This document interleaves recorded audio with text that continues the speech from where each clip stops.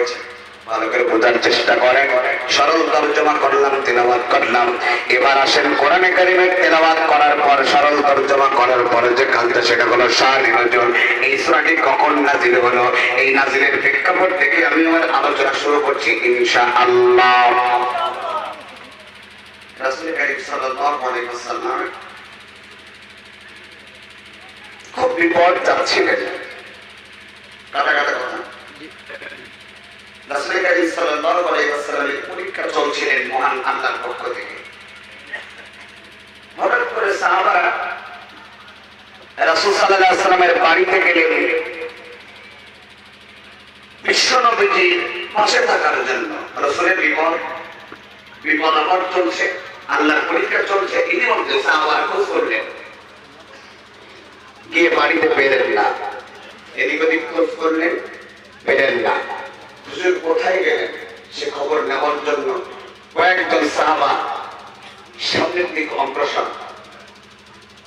গিয়ে দেখলেন আল্লাহর নবীজি কাবা ঘরের সাথে হেলান দিয়ে বসে আছেন, একা একা, কেউ পাশে নাই। আল্লাহর নবীজি কাবা ঘরের হাতিমের সাথে হেলান দিয়ে বসা। কয়েকজন সাহাবা আল্লাহর নবীর সামনে গেলেন কিছু বলার জন্য, বলেন না, বলার জন্য গেলেন। আমার কথাগুলো বোঝার চেষ্টা করবেন ভাইরা আমার, বাবাজিরা আমার দিন করে যার টুকরা মুসলমান ভাইরা। আল্লাহর নবীকে সাহাবারা বলতে গেলেন, ইয়া রাসূলুল্লাহ, বাড়িতে গেলাম খবর পেলাম না, এদিক ওদিক খুঁজলাম কোথাও পেলাম না। আল্লাহর নবীজি আপনি এখানে একা একা বসে আছেন। ইয়া রাসূলুল্লাহ, ইয়া হাবিবাল্লাহ, আপনি এখানে একা বসা কেন? এটা বলেননি, বলতে চাচ্ছেন, বলতে পারলেন না। কেন বলতে পারলেন না? সাহাবারা আল্লাহর নবীর সামনে গিয়ে দেখতেছেন আল্লাহর নবীজির চোখ বেয়ে বেয়ে পানি পড়ে, তাহলে কি আল্লাহর নবীর জামাগুলো বেঁধে যাচ্ছে। সাহাবারা আল্লাহর নবীজির চোখের এই পানির দৃশ্য দেখে সাহাবাদের জবান বন্ধ হয়ে গেল। আল্লাহর নবীর কষ্ট দেখে সাহাবারা আর কোনো কথা বলতে পারলেন না, আর কোনো প্রশ্ন করতে পারলেন না, জিজ্ঞেস করতে চাইল অনেকেই, কিন্তু বলতে পারলেন না। আল্লাহর নবীর চোখের পানি দেখে সাহাবাদের ভালো লাগলো না। আল্লাহর নবীর চোখে পানি দেখে সাহাবারা বাকরুদ্ধ হয়ে গেল। কেন কথা বলতে পারলেন না? কারণ আল্লাহর নবীর মন খারাপ থাকলে সাহাবাদের মনটা ভালো থাকার কথা নয়। কারণ সাহাবারা আল্লাহর নবীকে ভালোবেসে তাদের জীবনের চাইতে বেশি ধরে কোন সুবহানাল্লাহ। সাহাবারা যদি কষ্ট পেতেন, সাহাবারা যদি কষ্ট পেতেন, যদি মনের দুঃখ নিয়ে আসতেন, আল্লাহর নবীজি ওই সাহাবার পাশে গিয়ে আদর করতেন আর বলতেন, সাহাবা চিন্তা করো না, আমি রাসূল তোমার পাশে আছি। সুবহানাল্লাহ। আজকে সে রাসূল যদি কান্না করে সাহাবাদের ভালো লাগার কথা নয়। আল্লাহর নবীজির কষ্ট দেখে আল্লাহর নবীর সাহাবাদের মনের কষ্ট বেড়ে গেল। আল্লাহর নবীর সাহাবা এই অবস্থা দেখে আল্লাহর নবীর সাহাবাদের বাকরুদ্ধ হয়ে গেল, কথা বলতে পারছেন না। এটার নাম ভালোবাসা। প্রিয় দিনী ভাইরা, আল্লাহর নবীজি এই অবস্থা দেখে সাহাবারা কোনো জবাব দিতে পারলেন না। গভীর মনোযোগ।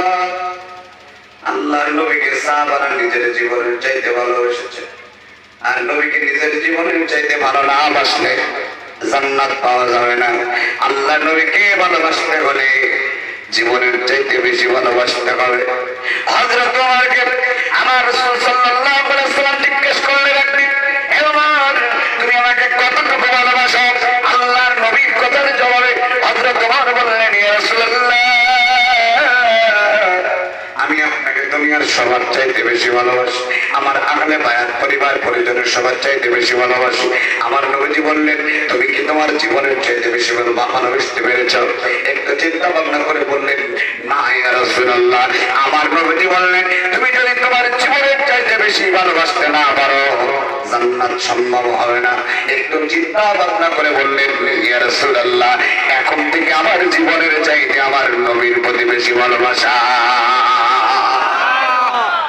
রাসূলকে ভালোবাসতে হবে নিজের জীবনের চাইতেও। একটা মানুষের সবচেয়ে প্রিয় জিনিস হচ্ছে তার জীবন। আল্লাহর নবী বললেন, যতক্ষণ পর্যন্ত তোমার জীবনের চাইতে আমাকে বেশি ভালো না বাসতে পারবে না, ভালোবাসার সাথে যদি আনুগত্য না থাকে, শুধু ভালোবাসাতেও কাজ হবে না, আবার ভালোবাসা ছাড়া আনুগত্য হয় না। আমার আল্লাহ তাআলা বলেছেন, আমার ভালোবাসা তোমরা যদি পেতে চাও, আমার রাসূলের অনুসরণ ইত্তেবা করো। কুল ইন কুনতুম তুহিব্বুনাল্লাহা ফাত্তাবিউনি ইউহিব্বুকুমুল্লাহ ওয়া ইয়াগফির লাকুম যুনুবাকুম ওয়াল্লাহু গফুরুর রাহিম।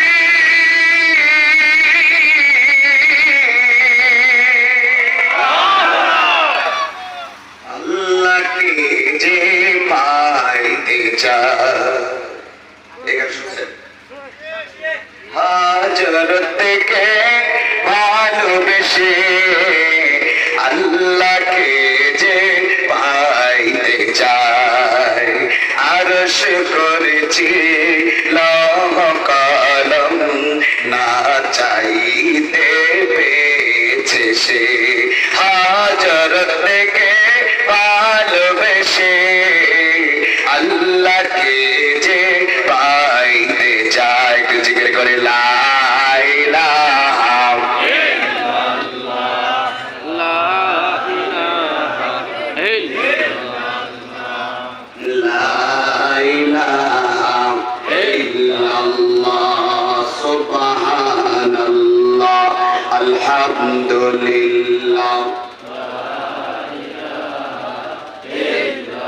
লা ইলাহা ইল্লাল্লাহ, মুহাম্মাদুর রাসূলুল্লাহ। আল্লাহুম্মা সাল্লি আলা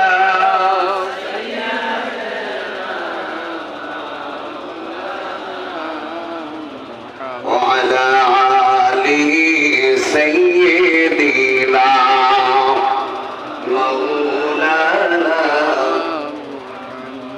সকলে বলেন সাল্লাল্লাহু আলাইহি ওয়াসাল্লাম। ভাইরা জবাব দেন, আল্লাহর নবীর সাহাবা